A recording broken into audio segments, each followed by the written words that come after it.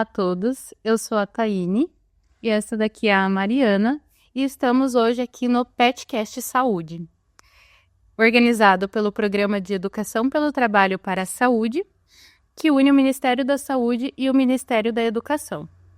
Nessa primeira temporada, traremos 5 episódios com temas relacionados à equidade no âmbito do SUS. Além do PetCast Saúde, que oferece suporte em áudio e vídeo, temos o Petbook Saúde, que aborda os mesmos temas com uma linguagem diferente para atingir diversos públicos. No primeiro episódio de hoje, vamos falar sobre a sororidade como ferramenta de apoio para as mulheres.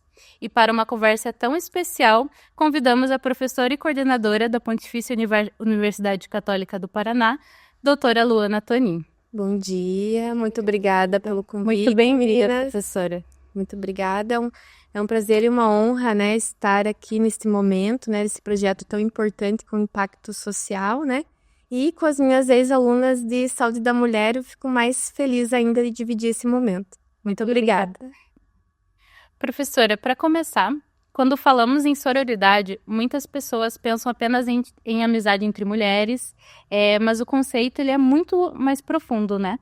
Sim, é isso mesmo, Taine. Então, a palavra sororidade, ela vem do soror, né, uma palavra do latim, né, que significa irmã. Mas são ações que vão muito além só do conceito da amizade, né? Elas são ações que transmitem, né, um impacto político, que vão além somente da amizade. Elas envolvem o conceito de empatia, de ações sociais e políticas, né, que transmitem essas ações nos locais, nos âmbitos onde estamos atuando, e que de fato transmitem ações positivas, né, e de impacto para essas mulheres. Bom. Hoje a sororidade, como você disse, ela representa um compromisso ético e político, né? A partir de ações que a gente tem, como elogios, apoio para essas mulheres, ter empatia, né? E pensando nisso, em profissionais de saúde, em cargos em níveis altos, existe uma competitividade, não existe? Eu acho que, como você falou, sororidade, são ações que vão além somente exclusivamente da amizade ou de transmissão do elogio, né? Você tem um impacto político, né, ético e político por meio dessas ações. Essa competitividade, eu acho, Mari, que você comentou, o espaço, a sociedade, né, como estamos organizados, uma estrutura patriarcal, né, e que muitas vezes a gente consegue observar essa competitividade entre as mulheres, às vezes até de forma intrínseca, né? Sem querer. A composição como a sociedade ela se encontra, ela faz com que crie esse ambiente, né, de competitividade, que deixa a gente muito triste, né? Quando a gente observa o machismo, muitas vezes vindo da própria mulher, que é pouco falado também sobre isso, né?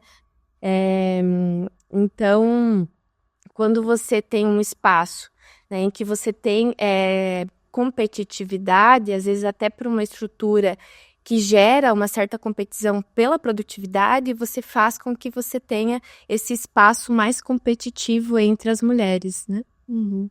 Perfeito. E nesse sentido, né, que a professora estava comentando, como é que você vê a sororidade dentro do SUS, por exemplo?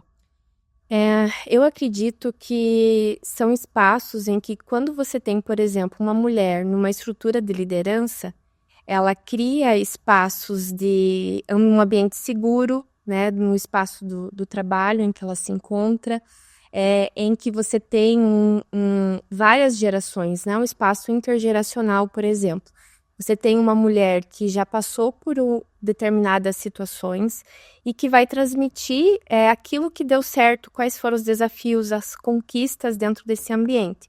E é importante também que nós, mulheres, reconhecemos aquelas que vieram antes de nós, né? Somos quem somos hoje graças às mulheres que vieram antes, né? As conquistas que elas tiveram.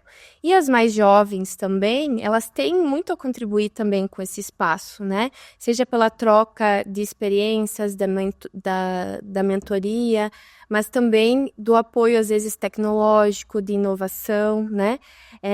Então, quando você tem essa troca entre saberes, entre mulheres, e que elas se apoiam entre elas, que vai muito além só do elogio, mas também de ações que você vai perpetuando, você faz com que as pares que convivem entre você também almejem chegar naqueles espaços de liderança e que muitas vezes sempre foram ocupados por homens, por exemplo, né? E um incentivo também, né? E O fato de elas estarem num cargo de liderança, elas estarem ali, é um incentivo para que outras também consigam. Exatamente, né? Você criando um espaço seguro, né? De apoio, de segurança psicológica, moral, né? Você cria exemplos, né? E faz com que as outras mulheres, as outras pares que estão contigo no ambiente de trabalho se fortaleçam para almejar esse cargo, né? Enfim, de liderança, né? Uhum. E qual é o risco de falarmos de sororidade sem considerar as outras desigualdades, como o racismo, o classicismo, a transfobia, por exemplo? E acho que essa é uma fala muito importante, Mari. São grupos, né, populacionais que por muitas vezes foram marginalizados e silenciados, né? Então, quando você não inclui, né, o racismo, transfobia, né, as questões de gênero e de igualdade, você corre o risco de apagar, né, de não incluir. Então, é importante que você coloque em pauta essas discussões para que também haja, né, esse fortalecimento e ações que sejam factíveis de realizar, né, a translação, né, do conhecimento e da mudança, né? Você acredita que o fortalecimento das redes de apoio entre mulheres, ela pode gerar mudanças institucionais? Eu acho que vai além exclusivamente do fortalecimento da rede, né? Quando você tem mulheres que se apoiam umas às outras nas ações e que, de fato, essas ações do seu ambiente do dia a dia haja esse fortalecimento da rede, você pode fazer uma representatividade coletiva, né? Em que quando você tem mais mulheres ocupando, né, espaços de liderança, você pode, inclusive, realizar uma reparação histórica, né? Cargos, como eu mencionei anteriormente, que eram ocupados exclusivamente por homens, ou, na sua grande maioria, por homens, você tem uma reparação histórica, né? Um fortalecimento social, político e coletivo também, né? E você possibilita também que esses grupos considerados minorias, né? Como a gente já falou antes da questão do racismo, da homossexualidade, né? Você cria um ambiente de discussão, de fortalecimento para que haja, né, mudança nesses ambientes, né? E agora, como você mencionou, a reparação, né? Esse reconhecimento entre as mulheres, né? Ele gera uma reparação, né? Histórica, com certeza. Uhum. E para quem quiser aprofundar ainda mais essa conversa, lançamos um material digital que é o Petbook Saúde, que acompanha essa temporada. Nele trazemos reflexões sobre como a sororidade pode ser aplicada na prática, principalmente no ambiente do SUS. Então, a gente gostaria de agradecer você, professora Luana. Muito obrigada por trazer seu conhecimento e enriquecer a nossa conversa, né? É um grande apoio que você traz para as outras mulheres, trazer essas informações. A gente incentiva todas a conhecer um pouco mais, como a Taine já falou, do Petbook. E a gente agradece demais a sua presença aqui hoje. Eu que agradeço, né? Como eu falei anteriormente, é um prazer e uma honra, né, participar desse momento.